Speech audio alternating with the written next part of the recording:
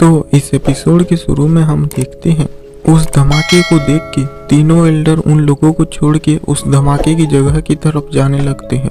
फिर हम देखते हैं एम्परर को और ओल्ड मैन सोच रहे होते हैं यहाँ से तो उस आदमी की लाश भी गायब हो गई। फिर एम्परर बोलता है ओल्ड मैन ली, आप लू फैमिली का ध्यान रखना, मैं उस लड़की को वापस लाता हूँ। तो ओल्ड मैन बोलते हैं हाँ बिल्कुल, मैं अपनी जान दे के भी लू फैमिली की सुरक्षा करूँगा। फिर एम्परर उस मून व्हील को भी ले लेता है। फिर हम देखते हैं यांग भाग रहा होता है और तभी पीछे से मिस ली आ जाती है। फिर यांग आसपास देखता है और बोलता है तुम अकेली आई हो, और तभी ही मिस ली उस पे अटैक कर देती है। पर यांग उसे डॉज कर लेता है और अटैक करने ही वाला होता है कि तभी उस पे चाइल्ड ऑफ ब्लड अटैक कर देता है और वो जाके एक पेड़ से टकरा जाता है और गिर जाता है। फिर मिस ली उसके पास जाती है और उस पे अटैक करने ही वाली होते हैं कि वहाँ कोई अटैक करता है और वो पीछे चली जाती है। फिर हम देखते हैं ये एल्डर जीन होता है और फिर वो यांग की तरफ देखता है और मिस ली पे अटैक कर देता है और तभी उस पे कोई अटैक करता है और वो पीछे चला जाता है। ये एम्परर होता है, वो भी मून व्हील के साथ। एल्डर जीन उस मून व्हील को देखता है और बोलता है ये तुम्हारे पास कैसे आया और एल्डर यून को क्या हुआ। तो एम्परर बोलता है तुम्हें क्या लगता है क्या हुआ होगा। तो एल्डर जीन सोचने लगता है उसने एल्डर यून को भी मार दिया, ये कैसे हो गया, पर मैं इस हथियार को इसके हाथ में नहीं जाने दूंगा। यहाँ मिस ली एम्परर को देख के सोचती है ये अपना मकसद पूरा करने के लिए कुछ भी कर सकता है, पर अगर ये यहाँ नहीं आया होता तो मैं यहाँ से जिंदा नहीं जा पाती। फिर वो दोनों मिल के एल्डर जीन पे अटैक करते हैं।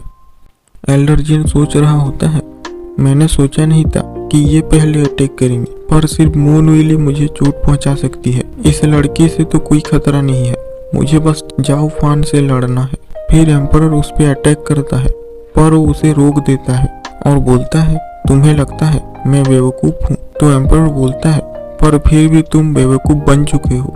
फिर वो चाइल्ड ऑफ ब्लड को उसके अंदर डाल देता है और वो चिल्लाने लग जाता है और बोलता है मुझे बस इससे छूटने दो, मैं तुम्हें खत्म कर दूंगा। तो एम्परर बोलता है एल्डर जीन तुम फिर से बेवकूफ बन चुके हो, और तभी मिस ली उस पर अटैक कर देती है और उसका हाथ उसके दिल के आर पार हो जाता है। एम्परर बोलता है तुम बहुत घायल हो और तुम्हारी बॉडी अब पहले जैसी नहीं रही, और मैंने अपनी कुछ की भी तुम्हारे अंदर डाल दी थी। और फिर वहाँ पे एल्डर जीन गिर जाता है और एम्परर भी बहुत थक चुका होता है, इसलिए वो भी वहाँ पे बैठ जाता है और फिर बोलता है आखिरकार ये कमीना मर गया। फिर मिस ली उसे देखती है और उसके पास जाती है और बोलती है मुझे माफ कर दो। एम्परर बोलता है इसमें तुम्हारी गलती नहीं है कि चाइल्ड ऑफ ब्लड घायल हो गया। मिस ली सोचती है जरूर चाइल्ड ऑफ ब्लड इससे जुड़ा होगा और उसने अपनी जान खतरे में डाल दी। फिर एम्परर बोलता है वैसे एक यूमिंग वैली के एल्डर के पास तो बहुत सारी अच्छी चीजें होगी ना। और फिर मिस ली उसके पास से सारा सामान को बाहर निकाल लेती है। एम्परर उसे देख के सोचता है ये इतना अजीब बर्ताव क्यों कर रही है, यहाँ तो बस एक लाश है और इतना ये क्यों शर्मा रही है। पर छोड़ो उससे मुझे क्या, पर मुझे उस कमीने से एक कीमती चीज तो मिल ही गई। और फिर वो काई फैमिली और ली फैमिली के लो लेवल मार्शल आर्ट को उसे भी वो निकाल लेता है और सोचता है भले ही मैं जान नहीं पाया कि ये लू फैमिली और इन दोनों फैमिली के मार्शल आर्ट क्यों ये इकट्ठा कर रहा था, पर यूमिंग वैली 10 सालों तक इतनी मेहनत की है तो कुछ तो राज होगा ही। और सोचता है और बाकी जो इस रिंग में है वो मेरे कोई काम का नहीं है, और वो उसे मिस ली को दे देता है। और फिर वो देखता है एक पोटली को और सोचता है इसके अंदर तो एक जिंदा जीव को भी रखा जा सकता है, इसका मतलब है इसके अंदर डीमन क्रो होगा और मैं उससे दी गोल्डन पर्पल लाइटनिंग आई का राज भी जान सकता हूँ। फिर वो उसे लेके एक जगह बैठ जाता है, पर फिर मिस ली बोलती है तुम इस रिंग को ले लो। तो एम्परर बोलता है मुझे ये कचरा नहीं चाहिए। तो मिस ली बोलती है तुम कैसे बटलर हो, तुम तो इसके अंदर के मार्शल आर्ट को भी नहीं लेना चाहते, तुम तो एक दिन लू फैमिली को बर्बाद कर दोगे। फिर एम्परर बोलता है तो ठीक है चलो क्यूयान फैमिली के घर पे चलते हैं। फिर मिस ली उसे उठा के वहाँ से ले जा रही होती है। तभी एम्परर बोलता है यांग कहाँ चला गया, पर वो भाग गया होता है। एम्परर बोलता है कोई बात नहीं, अगली बार जब वो मुझे मिलेगा मैं उसे खुद ही मार दूंगा। फिर हम देखते हैं उन तीनों एल्डर वहाँ पहुँच जाते हैं और वहाँ फिर न्यू आती है और बोलती है हमने उन सब को हरा दिया। तो मास्टर जी बोलते हैं बहुत अच्छे, और वो लोग वहाँ पे हंसने लग जाते हैं। फिर ड्रैगन बॉडी बोलता है तुम्हें उस बड़े धमाके के बारे में कुछ पता है? तो न्यू बोलती है क्या वो आपने नहीं किया था?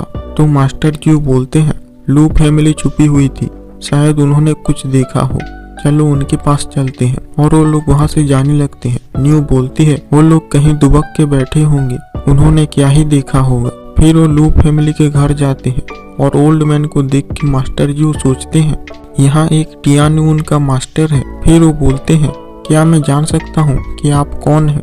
फिर ओल्ड मैन अपना नाम बताते हैं। फिर मास्टर जी बोलते हैं यहाँ रात को कुछ हुआ था क्या? तो ओल्ड मैन बताते हैं जाओ फान को बहुत चोट लगी है, इसलिए वो अभी ठीक हो रहा है। तो ड्रैगन बॉडी बोलता है क्या यहाँ पे भी अटैक हुआ था? तो न्यू बोलती है वो तो बोल रहा था कि वो 7 फैमिली को हराएगा और वो इतने में ही घायल हो गया। तो मास्टर जी बोलते हैं तुम अपना मुंह बंद रखो, और फिर बोलते हैं मैं माफी चाहता हूँ, ये लड़की बहुत बकबक करती है। पर वैसे आपके यहाँ होने के बावजूद कौन आया था जो आप उसकी सुरक्षा नहीं कर पाए? तो ओल्ड मैन बोलते हैं वो लोग उसे एल्डर यून बोल रहे थे। ये सुनते ही मास्टर जी चौंक जाते हैं और बोलते हैं क्या आपने उस जैसे आदमी को हरा दिया? तो ओल्ड मैन बोलते हैं लगता है आप तीनों को कुछ गलतफहमी हो गई है, मैंने उसे नहीं हराया है। मास्टर जी बोलते हैं तो लू फैमिली कैसे बच गई? ओल्ड मैन बोलते हैं ये सब बटलर जाओ फान ने किया है, अगर वो नहीं होता तो हम में से कोई भी अभी बचा नहीं होता। ये सुनते ही वो लोग बहुत चौंक जाते हैं और इसके साथ ही ये एपिसोड एंड हो जाता है।